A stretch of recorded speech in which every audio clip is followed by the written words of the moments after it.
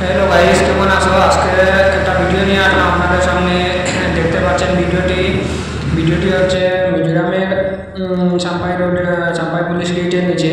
এখানে কয়েক টানের নিচে এখানে একটা অ্যাক্সিডেন্ট হয়েছে 14 চাকা। আপনারা দেখতে পাচ্ছেন কীরকম অ্যাক্সিডেন্ট হয়েছে। বহুত খাতারনাক ডেঞ্জার অ্যাক্সিডেন্টটা।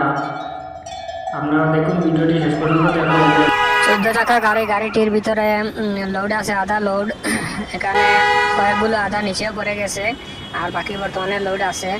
গাড়িটা কিরকম দেখেন, সব কিছু ভেঙে চুরমার করে নিচে পড়ার সম্ভাবনা ছিল, কিন্তু পড়ে নাই। একটা গাছ বাঁচিয়েছে গাড়িটিকে।